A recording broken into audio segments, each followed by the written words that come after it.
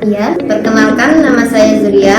Dan perkenalkan, nama saya Desri Santi Nur Hakim. Saya di sini sebagai fasilitator Coding Center Moroben. Saya di sini sebagai tentor CLC. Di sini saya mengajar dari kelas kelas sampai dari kelas 1 sampai kelas 5. Di sini saya sebagai tentor atau fasilitator dari Korean Center. Saya merupakan tentor tematik CLC di Korean Center. Saya merupakan tentor CLC yang mengajar di bidang kalistung dan tahfiz di Korean Center. Saya adalah salah satu tentor CLC di Korean Center. Saya mengajar di bidang biologi.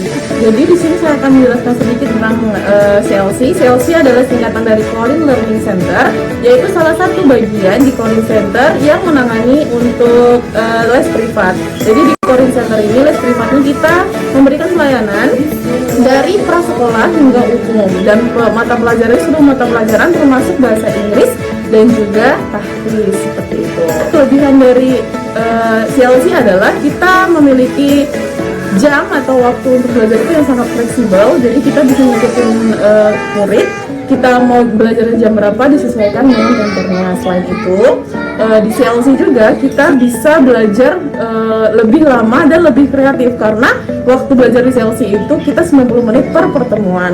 Kenapa siswa harus belajar di Korean Center? Menurut saya di Korean Center itu punya kelebihan tersendiri. Kenapa? Karena kita punya layanan psikologi yang dibutuhkan oleh anak-anak. Biasanya saya mengajar di anak SMA yang mereka rata-rata membutuhkan bimbingan dalam mencari jati diri mereka.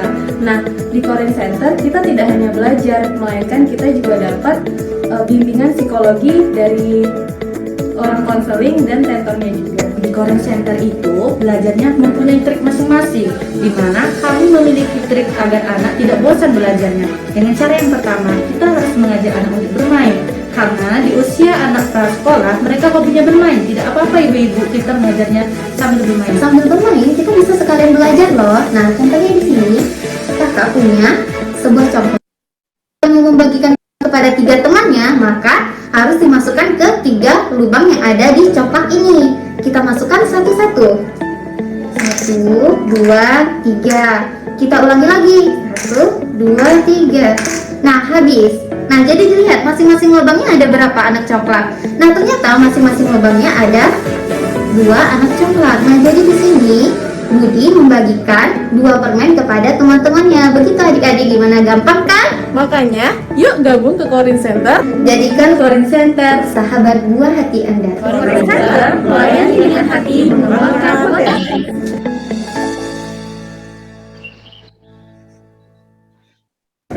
Assalamualaikum warahmatullahi wabarakatuh.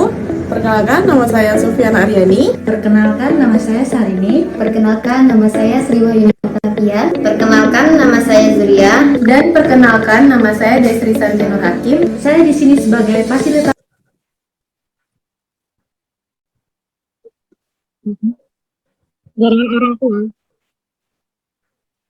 PNS atau P3K, tapi kamu bingung mulai dari cara daftarnya, memilih formasinya, atau mengerjakan soal-soalnya. Tenang, Korean Center solusinya. Korean Center adalah lembaga pengembangan sumber daya manusia yang melayani khususnya kamu yang ingin bimbingan belajar tes CPNS atau P3K loh. Berikut detail layanan jasa yang kami berikan di Korean Center. Korean Center sudah melayani program bimbingan tes CPNS dan P3K sejak 2008 loh. Dan sudah banyak sekali testimoni kelulusan mereka yang telah lulus menjadi PNS dan P3K bimbingan di Korean Center. Nah, untuk kamu yang ingin bimbel tapi terkendala COVID, pekerjaan, atau jarak yang jauh, Korean Center melayani bimbingan online yang waktunya yang dapat kamu atur sesuai yang kamu inginkan. Jadi, tunggu apa lagi? Masih mau belajar otodidak? Ubah yuk cara belajarnya dengan bimbel di Korean Center.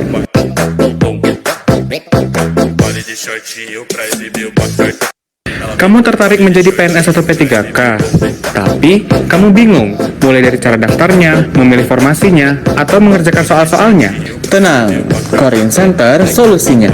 Korean Center adalah lembaga pengembangan sumber daya manusia yang melayani khususnya kamu yang ingin bimbingan belajar tes CPNS atau P3K loh.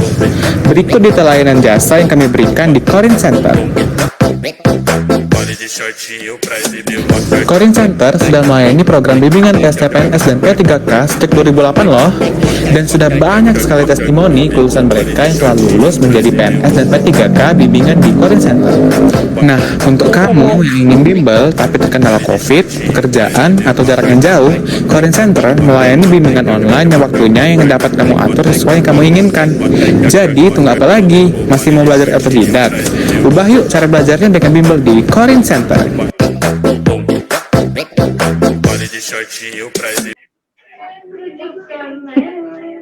Ada Kak Melinda.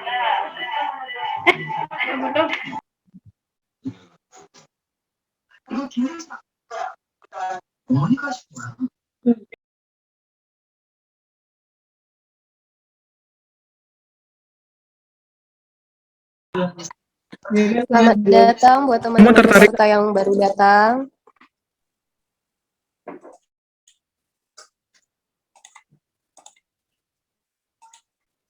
Untuk teman-teman peserta, tolong disiapkan alat tulisnya semua ya, sebelum kita mulai webinarnya nanti. Kemudian ketika webinar nanti akan dimulai, tolong diaktifkan kameranya ya, bagi yang bisa untuk teman-teman peserta. Semuanya diwajibkan untuk mengaktifkan kameranya.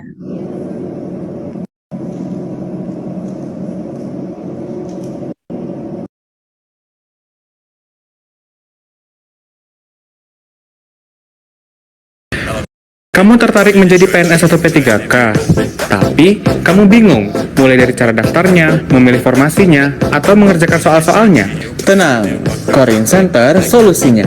Corin Center adalah lembaga pengembangan sumber daya manusia yang melayani khususnya kamu yang ingin bimbingan belajar tes CPNS atau P3K loh.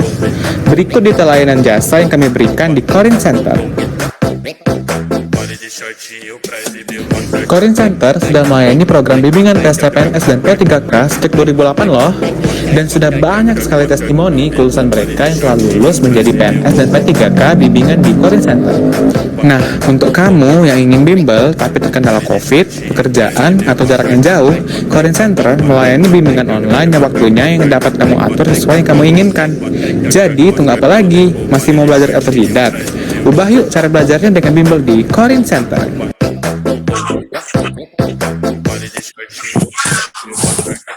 Kamu tertarik menjadi PNS atau P3K?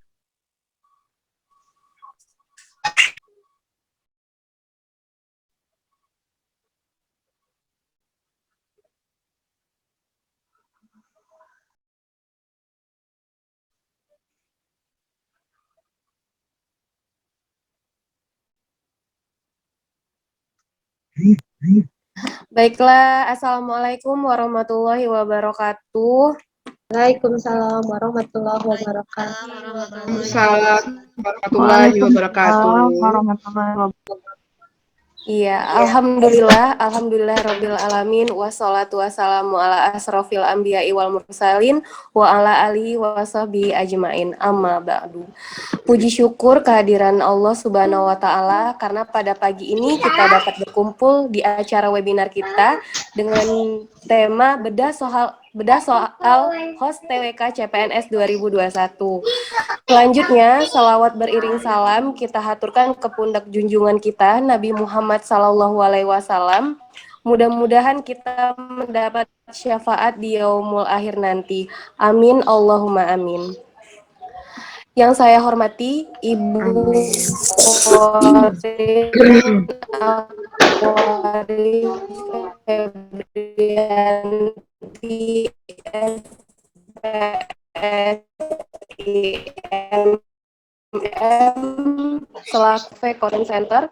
Yang saya hormati SI, sangat luar biasa Ibu Dwi Wahyu Restuningsih Esos dan Ibu Erwirda Kusuma Negara Esos MPD.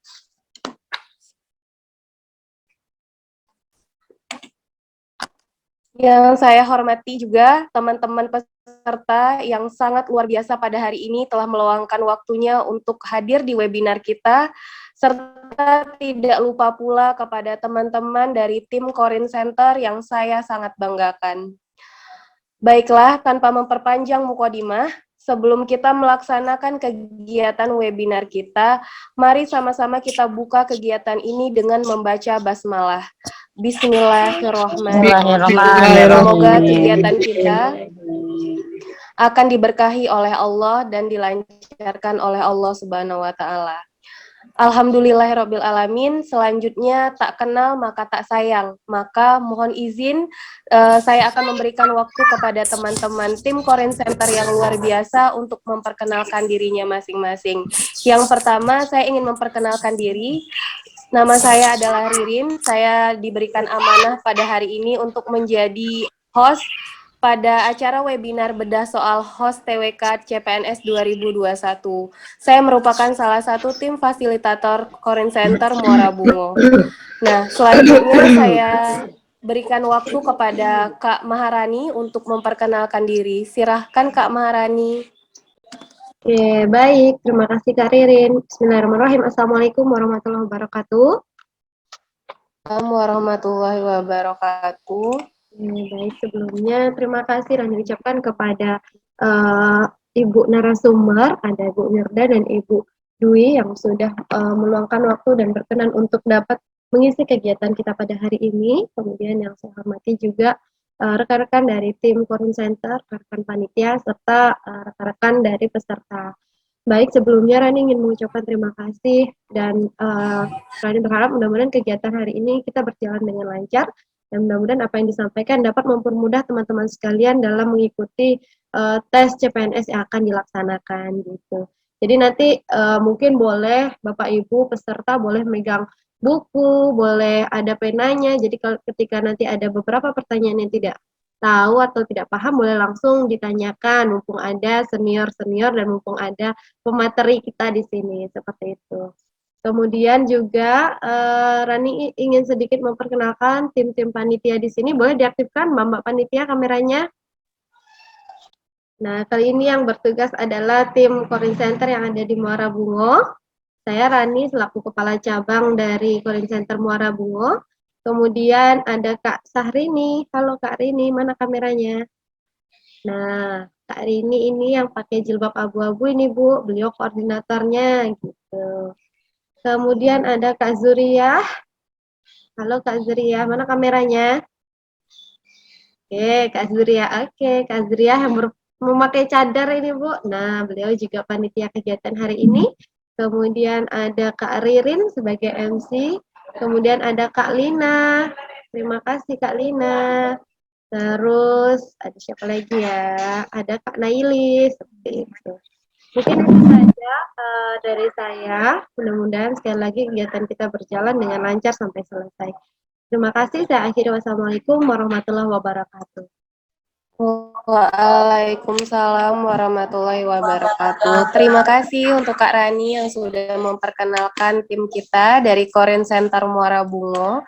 Nah, untuk memberkahi acara kita pada hari ini akan ada pembacaan ayat suci Al-Quran beserta artinya oleh Kak Sarini.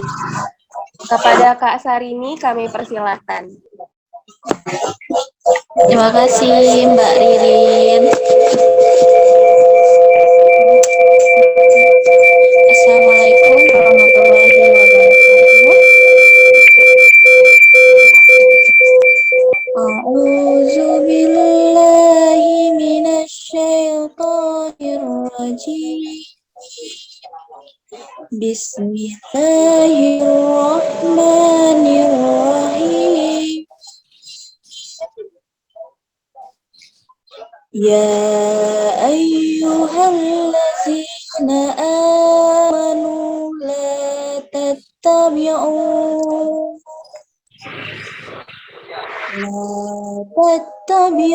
khutuwatis syaitani wa may yattabi' khutuwati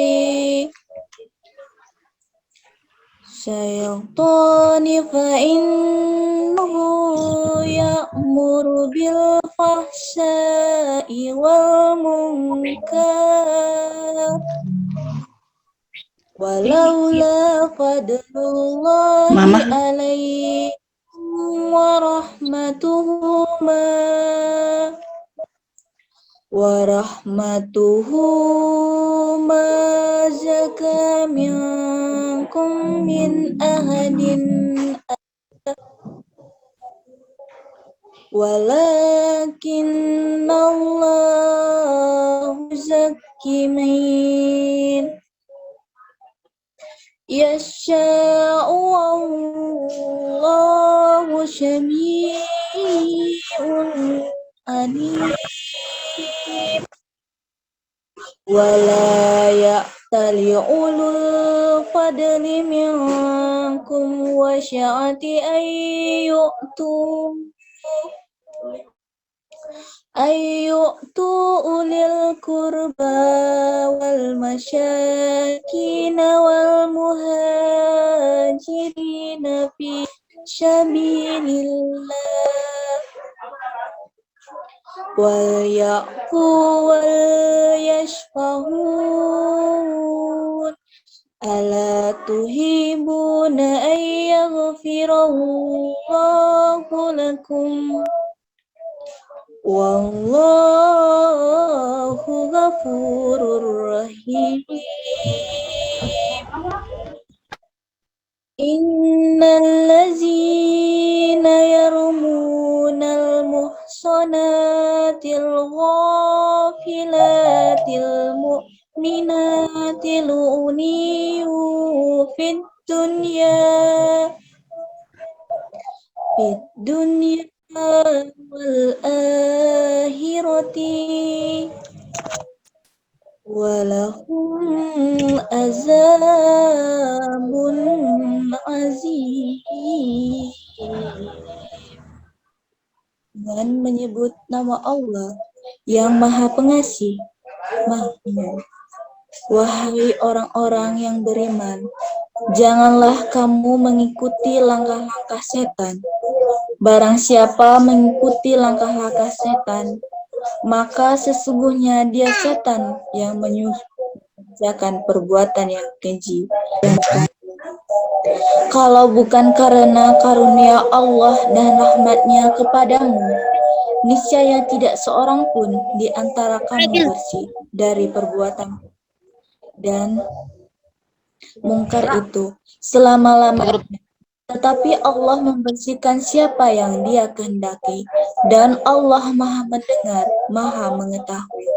Dan janganlah orang-orang yang mempunyai kelebihan dan kelapangan di antara kamu bersumpahlah bahwa mereka tidak akan memberi bantuan kepada kerabatnya, orang-orang miskin dan orang-orang yang berhijrah di jalan Allah. Dan hendaklah mereka memanfaatkan dan berlapang dada. Apakah kamu tidak suka bahwa Allah mengampunimu dan Allah Maha Mengampuni, Maha Penyayang? Sungguh orang-orang yang menunduh perempuan-perempuan baik yang lengah dari beriman dengan tuduhan berzina, mereka dilaknat di dunia dan di akhirat, dan mereka akan mendapat azab yang berat. Shadaqallahul azim. Assalamualaikum warahmatullahi wabarakatuh. Waalaikumsalam warahmatullahi wabarakatuh.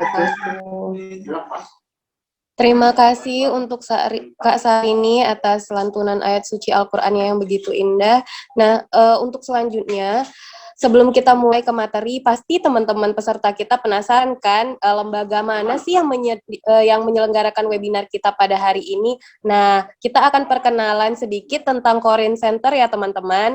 Nah, untuk perkenalan Korin Center akan disampaikan oleh Kak Zuria. Kepada Kak Zuria, kami persilahkan Kak.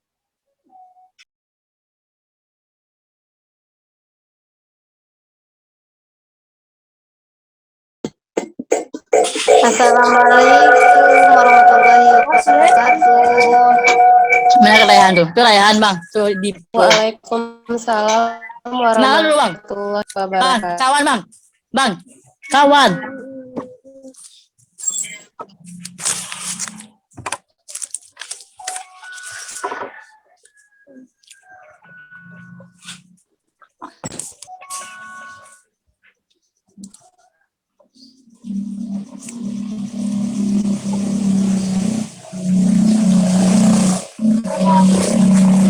ini saya akan menjelaskan sedikit apa itu Korean Center. Baik, Korean Center adalah pengembangan sumber daya manusia. Korean Center ini pusatnya itu ada di Bengkulu. Alhamdulillah bukan hanya di Bengkulu, Korean Center mempunyai beberapa cabang. Salah satunya ada di Morobungo, Palembang, Solo, Jakarta, dan Semarang. Produk Korean Center salah satunya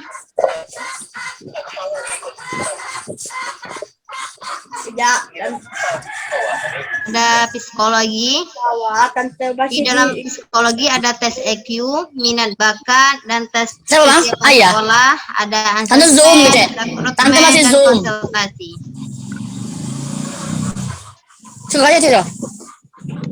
Selain itu ada juga tes CPNS, P3K, ada les privat juga. Ada juga untuk ikatan dinas. Selanjutnya,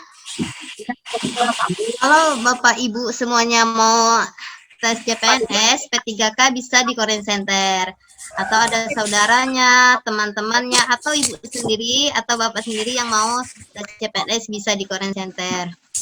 Korean Center ini alamatnya ada di Jalan Muhammad Saidi, di lorong Dharma Wanita, Pala. Di Muara Bungo ya Ibu Bapak. Ini aja di rumah bapaknya aja di bawah ini. Tadi rumah Pak Wandu Ali kayak itu. Tentang Korean Center. Baiklah, saya kembalikan ke Mbak Emi. Bisa jadi tinggal ini bisa nanti gimana? Kalau mau tinggal aku kasihkan. Baiklah, assalamualaikum warahmatullahi wabarakatuh. Mau orangnya. Belum dibayar. Waalaikumsalam warahmatullahi wabarakatuh. Terima kasih untuk Kak Zuria yang sudah memperkenalkan Korean Center kepada teman-teman peserta kita yang luar biasa pada hari ini. Nah, untuk selanjutnya kita adalah sesi foto bersama ya teman. Nah, diharapkan untuk teman-teman semuanya tolong mengaktifkan videonya biar kita bisa mengabadikan momen kita untuk sebelum memulai webinar kita pada hari ini. Silakan teman-teman yang belum aktif kameranya tolong diaktifkan. Kita akan ada sesi foto bersama. Iya. Ayo teman-teman yang lain yang belum aktif.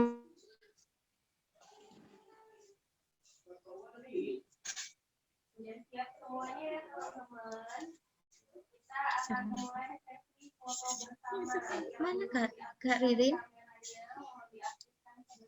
Kak Ririn mute. Kak Ririn, di-mute Kak Ririn.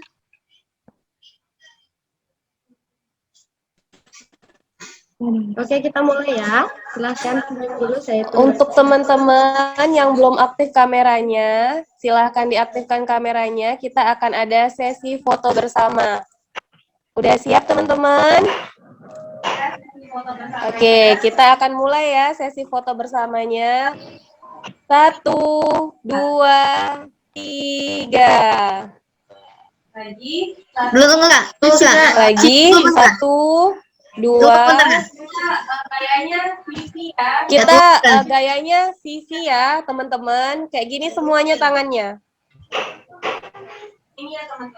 Gayanya seperti ini ya teman-teman. 1, 2, 3. Oke, terima kasih buat teman-teman yang luar biasa pada hari ini. Nah, langsung saja teman-teman, setelah selesai sesi foto bersama, kita akan memulai sesi pemateri kita dari pemateri yang pertama. Silakan buat teman-teman yang ingin mencatat atau biar tidak lupa disiapkan alat-alat tulisnya agar materinya bisa dicatat. Nah, jangan lupa untuk teman-teman peserta yang aktif pada hari ini nanti akan ada giveaway loh dari tim Korean Center Morobungo. Jadi teman-teman yang semangat hari ini untuk mengikuti webinar kita hari ini. Nah, sebelum untuk memulai webinar kita, materinya, saya akan memperkenalkan dulu pemateri kita yang pertama. Beliau adalah Ibu Dwi Wahyu Restuningsih atau yang biasa dipanggil dengan Ibu Dwi atau Ibu Yuyun. Nah, Ibu ini dijakikan di SMP Negeri 5 dan SMA Negeri 5 Bandung. Beliau lulus meraih gelar sarjana sosial jurusan Sosiologi FISIP UI pada tahun 2002. Nah, semasa kuliah, beliau aktif pada kegiatan kemahasiswaan dan kegiatan penelitian sosial yang diadakan di kampus dan di luar kampus. Nah, Ibu Dwi memiliki pengalaman kerja di beberapa bimbingan belajar seperti Nurul di Jakarta dan Ganesha Operation Muara Bungo. Pada tahun 2011-2013, Ibu Dwi pernah menjadi guru alia pada Pondok Pesantren Diniyah Muara Bungo, dan pada tahun 2013 hingga 2017, SMA Negeri 3 yang saat ini menjadi SMA Negeri 4 Muara Bungo. Kemudian sejak tahun 2019 hingga kini beliau menjadi tentor TWK di Korin Center Muara Bungo dengan status ibu sudah menikah dan dikaruniai 3 orang anak. Nah, itulah mungkin daftar riwayat hidup singkat dari Ibu Dwi selaku pemateri kita yang pertama pada hari ini. Nah, langsung ya kita akan menyaksikan dan melihat bagaimana pemaparan materi dari Ibu Dwi. Kepada Ibu Dwi kami persilahkan Ibu untuk memaparkan materinya pada hari ini. Oke, Bismillahirrahmanirrahim. Assalamualaikum warahmatullahi wabarakatuh. Waalaikumsalam warahmatullahi wabarakatuh. Terima kasih untuk Kak Ririn dan juga terima kasih untuk Korin Center yang telah memberikan saya kesempatan untuk bisa bertemu dengan sahabat Sisi semua ya yang berada di berbagai kota ya. Senang sekali pagi ini kita bisa sama-sama akan membedah ya, karena temanya ini bedah soal HOTS TWK CPNS 2021. Jadi memang materinya cukup menantang ya. Jadi kita akan memulai dari melihat dulu bahwa untuk menghadapi TWK CPNS ini perlu kita ketahui adanya Permen, Peraturan Menteri Pan-RB ya. Dalam hal ini yang terbaru sudah keluar, yaitu nomor 27 tahun 2021. Coba tolong dibuka ya ininya, slide-nya, Mbak Zuria, Kak Zuria. Oke, seperti ya. Untuk kisi-kisi TWK yang terbaru, ini memang kurang lebih sama dengan tahun sebelumnya, tahun 2019 ya. Hanya saja yang membedakan tidak lagi ada materi bahasa Indonesia. Karena, mohon tolong ditampilkan Kak Zuria. Karena materi bahasa Indonesia itu sudah dihilangkan dan diganti dengan materi radikalisme yang akan dimasukkan dalam TKP, tes karakteristik pribadi. Untuk tahun ini diprediksi ya, memang sudah ada keluar peraturannya ya, aturannya bahwa TWK itu berjumlah 30 soal, kemudian TKP bertambah menjadi 45 soal dan TIU 35 soal.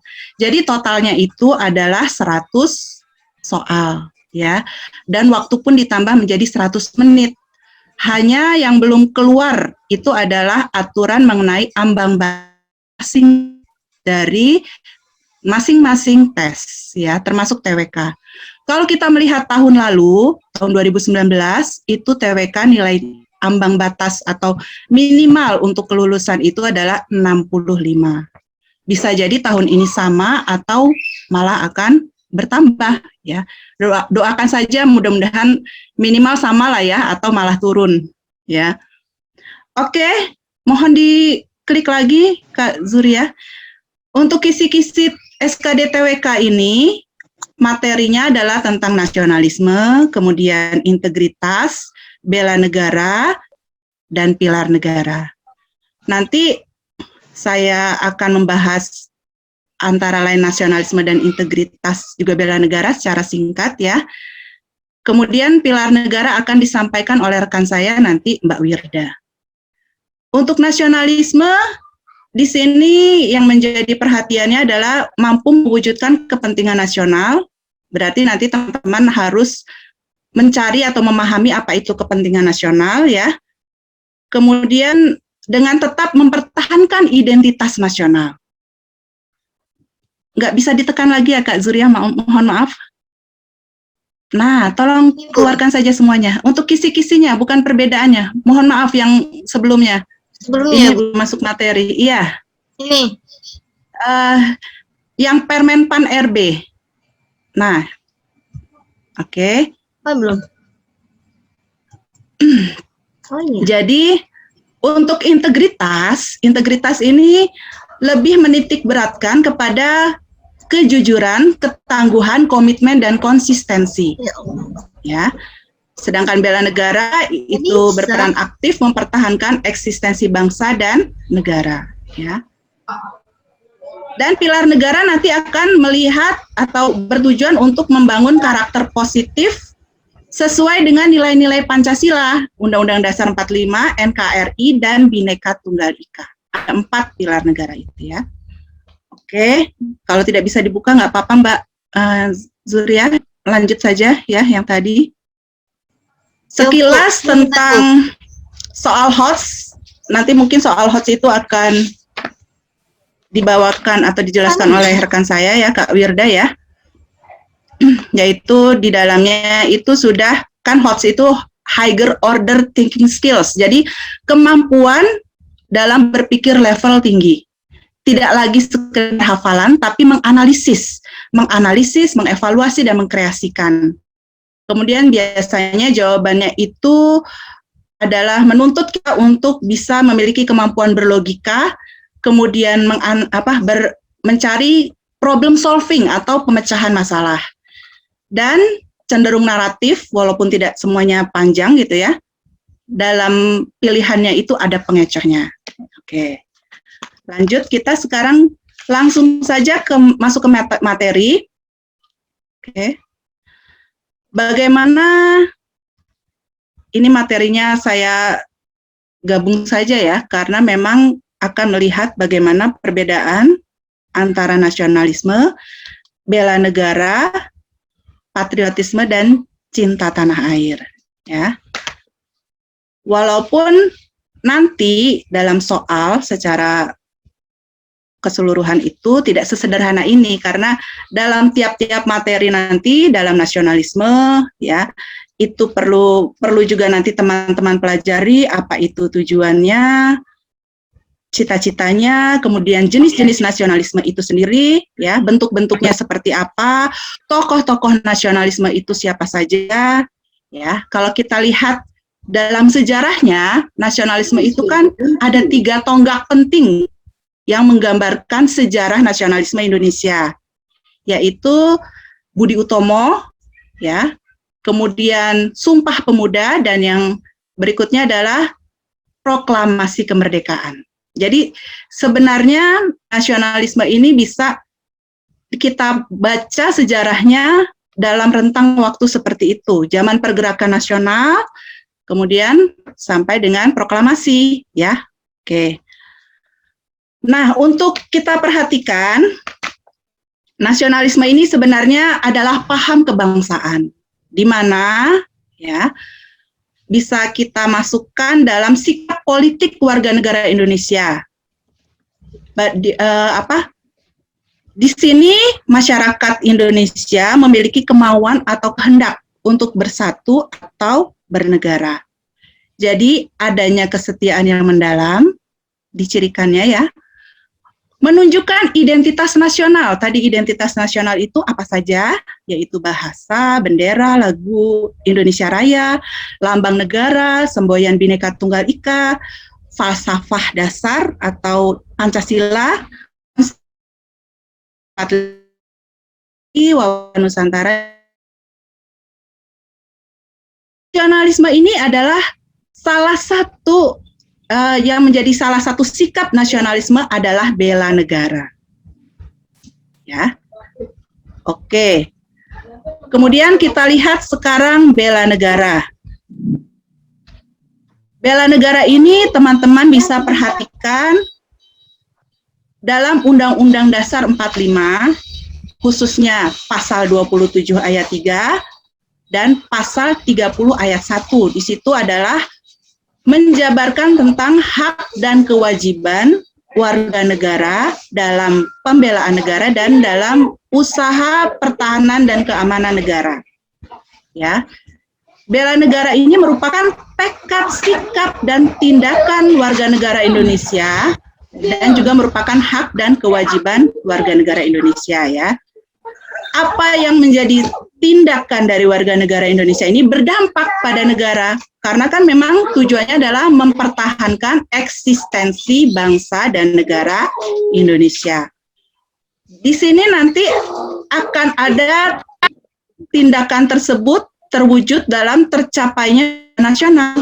Apa saja tujuan nasional itu?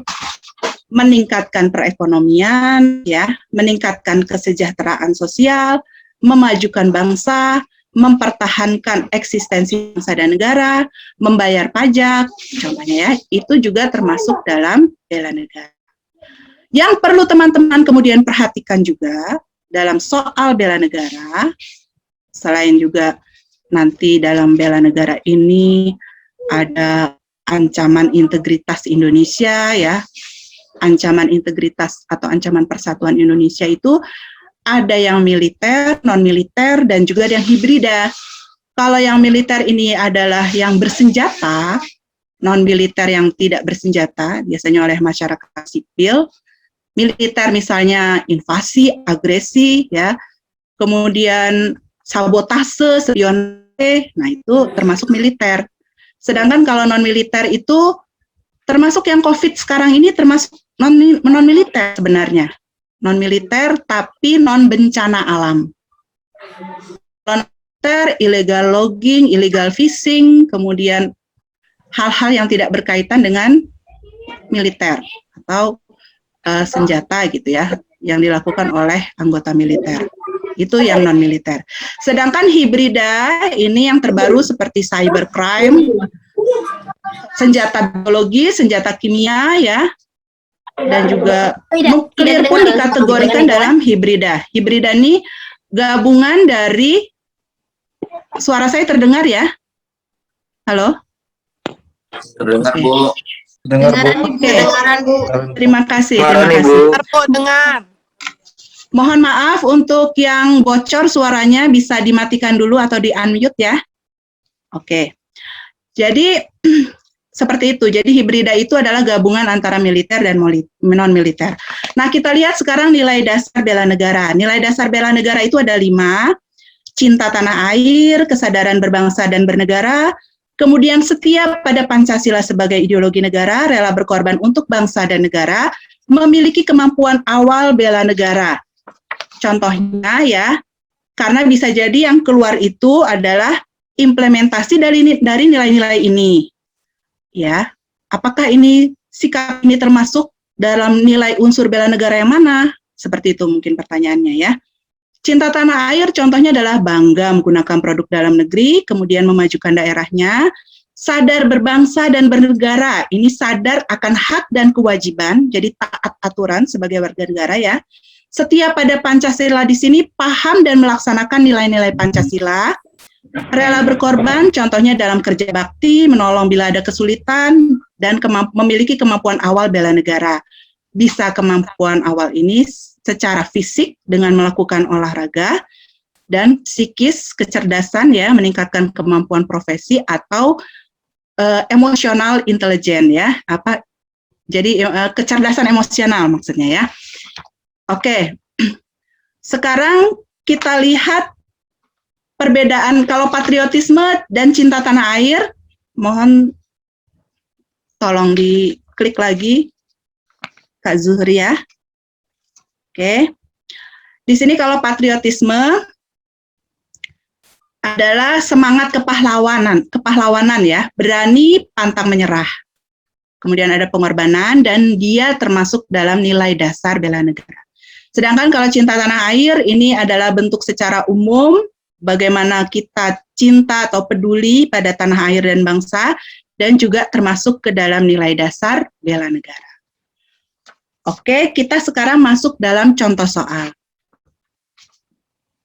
Oke. Soal yang pertama ini ya. Budi adalah kepala sekolah di wilayah perbatasan Pulau Sebatik, Kalimantan Utara. Dia menetapkan aturan selalu mengibarkan bendera merah putih di halaman sekolah. Kemudian setiap pagi semua kelas diwajibkan menyanyikan lagu Indonesia Raya sebelum memulai aktivitas belajar. Ya. Kemudian Budi juga menekankan kepada para guru untuk selalu menyisipkan pendidikan tentang keindonesiaan pada tiap mata pelajaran yang diampu oleh masing-masing guru. Jadi apa yang dilakukan oleh Budi ini menunjukkan sikap, bisa teman-teman menjawab pertanyaan ini? Nasionalisme. Oke, benar, tepat sekali, tepat sekali. Kenapa? Karena di dalam soal ini terdapat identitas nasional, ya kan? Ada bendera merah putih, ada lagu kebangsaan, ya kan? Beda dengan misalnya bela negara. Mungkin kalau soalnya bela negara itu, Budi ini melakukan tindakan, ada kasus menggeser patok batas wilayah negara. Nah, si Budi ini, dan dia juga statusnya subjeknya ini harus masyarakat sipil ya, itu dia melaporkan adanya pelanggaran tersebut. Itu baru bisa dikategorikan dalam sikap bela negara. Ya. Oke, berikutnya.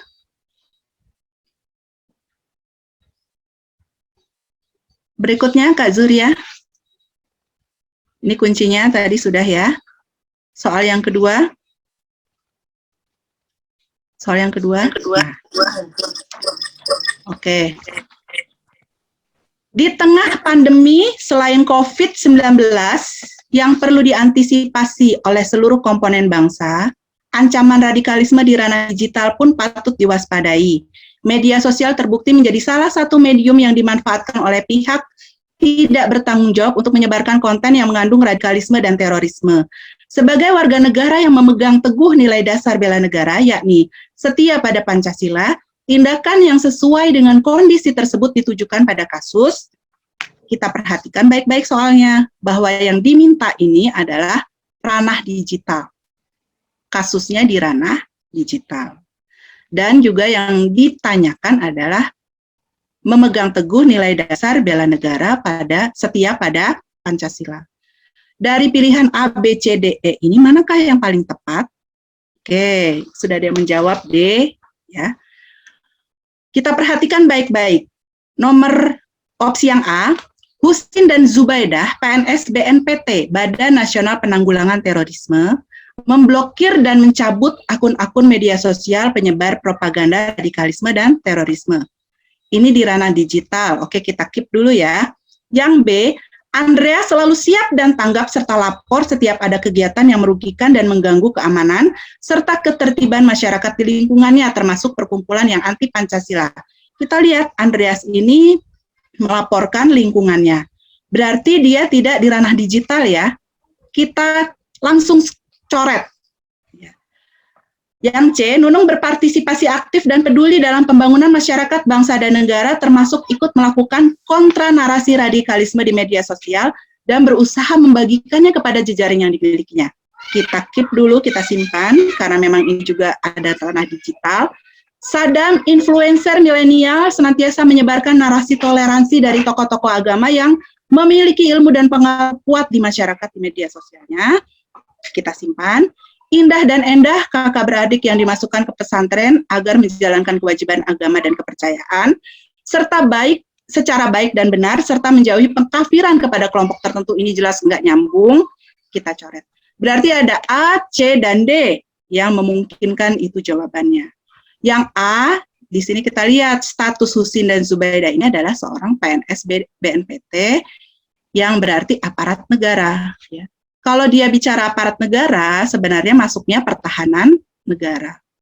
Bukan lagi sebagai masyarakat sipil. Sedangkan bela negara itu lebih merujuk pada masyarakat sipil. Ya. Oke, kita berarti coret ya. Dan si Nunung ini, yang C, ini tidak menggambarkan adanya nilai-nilai Pancasila, ya enggak? Dia hanya sekedar melakukan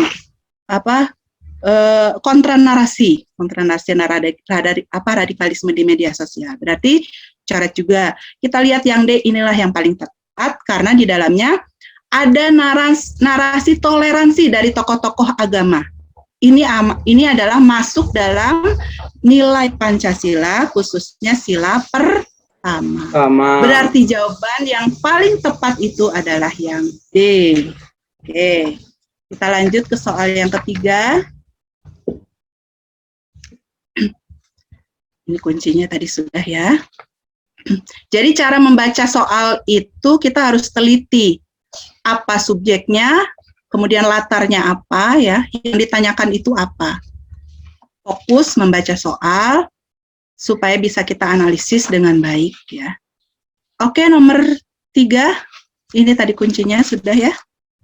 Nah, bela negara sebagai sikap dan perilaku warga negara yang didasari oleh rasa cinta tanah air yang berlandaskan Pancasila dan UUD 1945 dalam melangsungkan kehidupan berbangsa dan bernegara. Kesadaran bela negara pada diri warga negara akan menimbulkan rasa apa?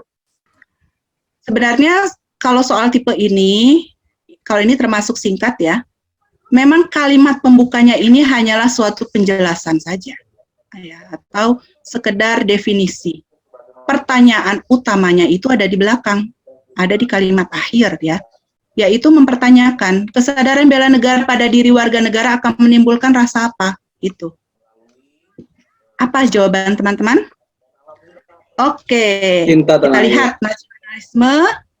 nasionalisme tepat ya, karena memang sebenarnya kan kesadaran bela negara ini membangunkan rasa kebanggaan ya, kesetiaan, kemudian menunjukkan dirinya sebagai identitas bangsa dan negara tersebut. Berarti tepat nasionalisme.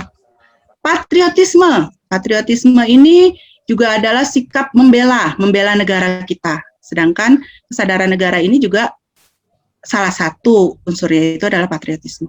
Nah, cinta tanah air ini juga sebenarnya kalau kita perhatikan bisa jadi benar ya, hanya kita harus tahu dulu cinta tanah air kan hanya sekedar sesuatu yang umum ya.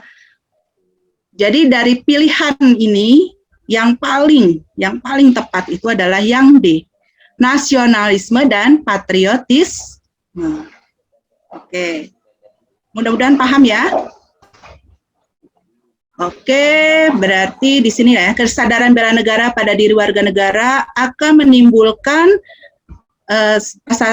nasionalisme dan patriotisme, terutama pada saat ini kita menghadapi berbagai ancaman, baik pandemi, kejahatan teroris ya, kemudian aksi kekerasan yang berbau sara, pelanggaran lingkungan hidup, illegal logging, illegal fishing dan sebagainya.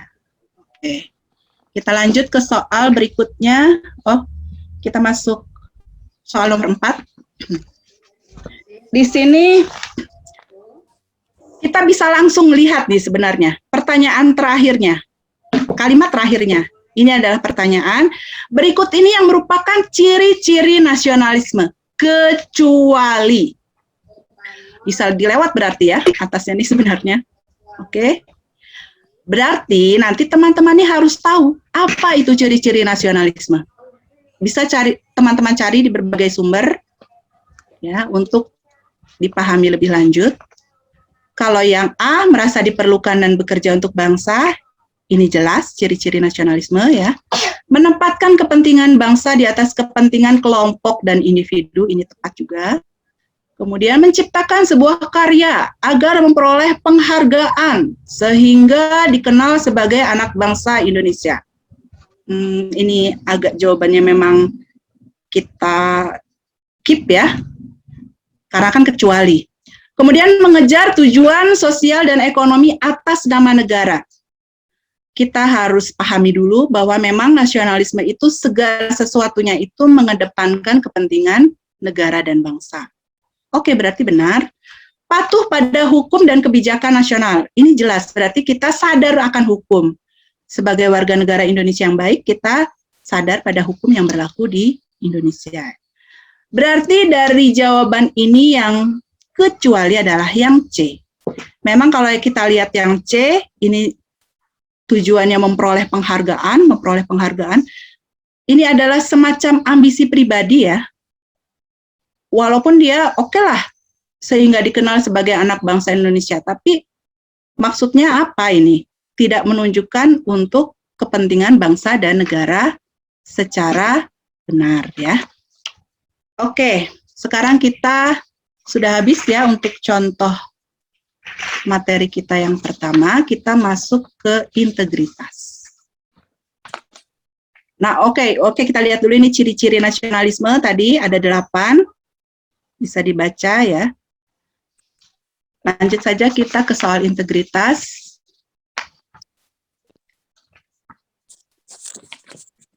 Dalam materi integritas ini, kalau kita lihat dalam Permen PAN RB nomor 27 tahun 2021, tujuannya adalah mampu menjunjung tinggi kejujuran, ketangguhan, komitmen, dan konsistensi sebagai satu kesatuan sikap untuk mencapai tujuan nasional. Di sini kita jabarkan apa itu kejujuran, ketangguhan, komitmen, konsistensi. Oke. Kejujuran itu tidak berbohong, tidak curang, ketangguhan, kekuatan untuk bertahan, kuat menderita, menanggulangi beban yang dipikul. Komitmen ini adalah bentuk dedikasi, sukarela tanpa paksaan, pengabdian ya. Komitmen, konsistensi. Ya, mohon maaf di unmute dulu ya. Sedangkan kalau konsistensi, ketetapan atau kemantapan dalam bertindak. Nah, dalam integritas ini, Kak Zuria, mohon diganti Kak Zuria. Dalam integritas ini ada dimensi, kita lihat dulu ya arti integritas itu apa sih? Yaitu kesesuaian antara hati, ucapan, dan tindakan seseorang sesuai dengan nilai yang dianutnya. Jadi, kalau dalam bahasa agama mungkin orang yang tidak munafik gitu ya. Dan dia tidak sama dengan profesional, karena kalau profesional itu hanya sekedar ahli di bidangnya, menguasai keahlian tertentu, sedangkan belum tentu orang profesional itu adalah orang yang berintegritas. Nah, dimensi integritas itu ada 3, kejujuran, konsistensi, dan keberanian.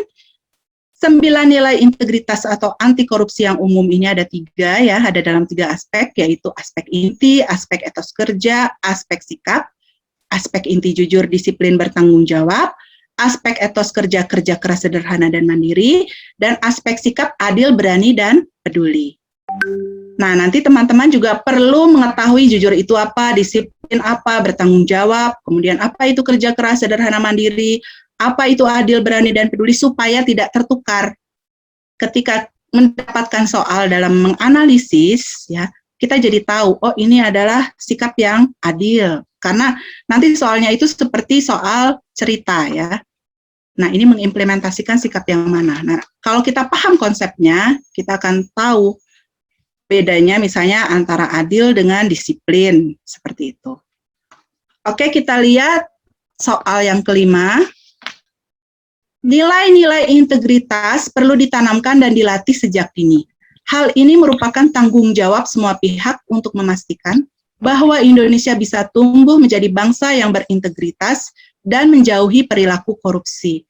Berikut ini yang bukan merupakan tindakan yang mencerminkan dimensi integritas adalah, nah ini kita harus bisa membedakan, karena tadi ada 3 dimensi integritas ya, kejujuran, konsistensi, dan keberanian. Dalam pilihan ini, manakah yang tidak atau yang bukan mencerminkan dimensi integritas? A. Tidak memberi ataupun menerima contekan saat ujian.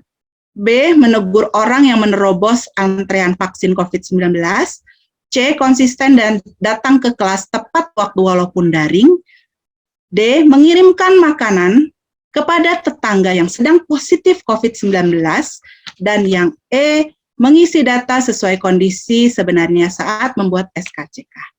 Tadi dimensi integritas itu kan ada konsistensi, kejujuran, keberanian. Kita lihat yang A, tidak memberi ataupun menerima contekan saat ujian. Ini adalah dimensi integritas kejujuran ya, karena dia tidak curang. Kemudian yang B, menegur orang yang menerobos antrean vaksin COVID-19. Ini adalah bentuk dimensi integritas keberanian. Kemudian yang C, konsisten datang ke kelas tepat waktu walaupun daring. Jelas ada kata konsisten di situ, berarti konsistensi. Kemudian yang D, mengirimkan makanan kepada tetangga yang sedang positif COVID-19. Nah, ini sebenarnya bentuk suatu empati atau tindakan kemanusiaan, ya. Berarti jawabannya yang bukan itu adalah yang D ya. Sedangkan yang E ini juga adalah dimensi kejujuran. Oke. Lanjut ya. Nomor 6. Jadi ini tadi ya. Opsi A dimensi kejujuran, opsi B keberanian, opsi C konsistensi, opsi E dimensi kejujuran. Karena yang D ini lebih kepada sikap empati atau peduli terhadap sesama. Oke, lanjut. Kita baca. Memang soalnya jadi seperti ini, panjang-panjang ya. Mungkin tidak ada lagi soal bahasa Indonesia, tetapi dari soal-soal yang ada di TWK saat ini sudah bisa menggambarkan kebutuhan akan kecerdasan literasi dari CPNS di masa mendatang. Makanya kita harus pandai membaca atau soal, menganalisis ya, kita fokus supaya bisa mendapatkan jawaban yang paling tepat. Di bawah ini, di contoh ini ya, ini panjang semuanya sebenarnya, tapi kita bisa lihat, kita bisa langsung lihat nanti di pertanyaannya ada di kalimat akhir. Perkembangan sebuah bangsa sangat bergantung pada berkembangnya sektor pendidikan. Elemen pertama dari pendidikan yakni peserta didik yang merupakan generasi muda yang akan menjadi penggerak tumbuhnya sebuah bangsa di masa mendatang harus senantiasa dijaga dari segala bentuk tindakan yang dapat merusaknya. Salah satu perusak utama generasi muda adalah penyalahgunaan narkoba. Beberapa dekade terakhir telah marak penyelundupan dan penyalahgunaan narkoba. Sebagai upaya pencegahan, maka negara membentuk sebuah lembaga yaitu BNN, Badan Narkotika Nasional ya, yang bertugas memberantas produksi, distribusi, dan penyalahgunaan narkoba. Oleh sebab itu, dibutuhkan aparat BNN yang memiliki sikap integritas yang tinggi terhadap negara. Di bawah ini, hal yang menunjukkan sikap integritas dari BNN adalah, kita lihat, panjang soalnya, tapi pertanyaannya ternyata fokus pada sikap yang mana yang menunjukkan integritas dari BNN. Ya enggak? Bisa jadi cara tercepatnya itu teman-teman ya, kalau saya melihat pengalaman orang-orang yang sudah berhasil lulus, mereka mengatakan bahwa pertanyaan yang terakhir itulah yang lebih dulu kita baca ketika ada narasi sepanjang ini ya. Ketika nanti kita sudah mengetahui, kita bisa langsung jawab. Kalau ternyata yang atas ini tidak terlalu penting karena tidak menunjukkan petunjuk gitu ya. Tapi kalau ternyata harus ada petunjuk di dalam narasi tersebut, kita bisa lebih cermat lagi membaca apa yang dimaksud dari soal tersebut.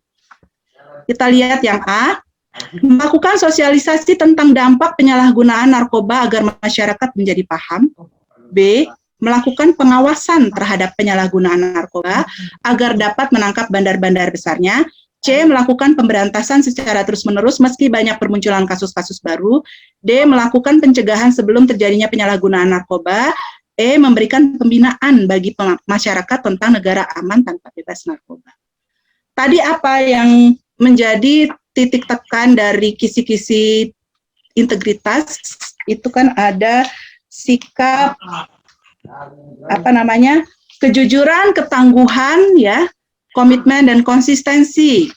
Kalau kita lihat di sini yang A melakukan sosialisasi tentang dampak penyalahgunaan narkoba, kemudian melakukan pengawasan, yang B-nya ya. Ini A dan B ini adalah tugas dan wewenang BNN. Jadi bukan sesuatu yang menunjukkan integritas tersebut. Memang ini memang sudah tugasnya ya, tugas dari BNN tersebut. ini A dan B ini kan semakna. Kalau kita menemukan jawaban yang semakna, itu sudah pasti salah. Ya. Kemudian yang C, melakukan pemberantasan secara terus-menerus. Melakukan pemberantasan secara terus-menerus meski banyak bermunculan kasus-kasus baru. Nah, yang C ini bisa kita lihat ini menggambarkan ketangguhan ya kan, dari BNN, walaupun ada kasus-kasus baru, dia tetap melakukan pemberantasan. Kemudian kalau yang D, melakukan pencegahan, kemudian E, memberikan pembinaan. Ini adalah taktik strategi dari BNN, semakna jawabannya ya. Berarti yang paling tepat itu jawabannya adalah yang C. Oke. Tetap semangat ya teman-teman. Ini adalah soal yang terakhir, soal nomor 7. Oke. Kita lihat soal nomor 7. Langsung saja. Ini panjang lagi, ini soalnya. Bersikap objektif berarti memberikan sebuah penilaian berdasarkan ukuran-ukuran atau kriteria yang telah ditetapkan dengan didukung data dan fakta. Bersikap objektif akan mendekatkan pada keadilan. Jika dalam bersikap hanya berdasarkan selera seseorang atau menduga-duga atau perasaan suka atau tidak suka, like and dislike, tentu akan menimbulkan ketidakpuasan, kebencian, ketidakadilan, dan perilaku negatif lainnya. Pendidikan yang tinggi, keahlian, pengalaman kerja, dan jabatan yang tinggi belum mampu menjamin bahwa setiap orang memiliki integritas yang tinggi. Kesadaran untuk menjadi pribadi yang berjiwa integritas tinggi, ya, akan menjamin berlangsungnya pelayanan yang berkeadilan dengan mengedepankan sikap objektivitas. Di bawah ini, sikap yang menunjukkan jiwa objektivitas dalam mencapai pelayanan yang berkeadilan adalah, jadi bisa dibayangkan nanti teman-teman tipe-tipe soalnya diprediksi seperti ini, ya. Yang A, ini jawabannya kan kalau kita lihat secara selintas itu mirip-mirip semua. Tapi ada jawaban yang paling tepat di dalamnya. Itulah yang harus teman-teman cari. Disiplin menjalankan tugas dan bertanggung jawab terhadap hasil yang telah dilaksanakan pada setiap instansi pelayanan. B, menciptakan lingkungan kerja yang nyaman dan kondusif dalam melaksanakan pekerjaan. C, menyadari bahwa setiap individu dalam masyarakat punya hak dan kewajiban yang sama dalam hal pelayanan dari negara terhadap warganya. D, bekerja secara prima agar dapat memberikan kepuasan bagi masyarakat sebagai bagian dari menumbuhkan kepercayaan publik. Dan yang E, menunjukkan sikap ramah dan santun dalam pelayanan agar tercipta hubungan yang harmonis antara negara dan warga negara dalam menjalankan aktivitas berbangsa dan bernegara. Kita harus pahami dulu ya, objektivitas itu berarti dia bebas dari anggapan pribadi atau menilai sesuatu secara adil, objektif itu kan ya. Nah, kita lihat saja dari pilihan ini, disiplin menjalankan tugas, tidak ya. Kemudian menciptakan lingkungan kerja, ini juga tidak ya. Yang C, menyadari bahwa setiap individu dalam masyarakat punya hak dan kewajiban yang sama. Oke, kita keep jawabannya, karena kita lihat di sini kan hak dan kewajiban yang sama berarti berkeadilan, ya kan? Bekerja secara prima agar dapat memberikan kepuasan bagi masyarakat sebagai bagian dari menumbuhkan kepercayaan publik. Ini juga tidak menggambarkan pelayanan berkeadilan gitu ya, secara tepat. Kemudian menunjukkan sikap ramah dan santun, ini juga setipe dengan yang D. Oke, berarti jawaban yang tepat itu adalah, yang paling tepat itu adalah yang C. Oke, soal yang ketujuh ini adalah soal yang terakhir dari saya. Sekiranya ada kata-kata yang salah, saya mohon maaf. Saya akhiri, sekian dan terima kasih. Wassalamualaikum warahmatullahi wabarakatuh. Waalaikumsalam warahmatullahi wabarakatuh. Iya. Sangat luar biasa ya teman-teman sekalian. Materi kita yang pertama itu adalah Ibu Dwi, dan antusias teman-teman sekalian di kolom komentar itu sangat kita apresiasi. Untuk pemateri dan kita semua, boleh kita beri tepuk tangan dulu ya teman-teman.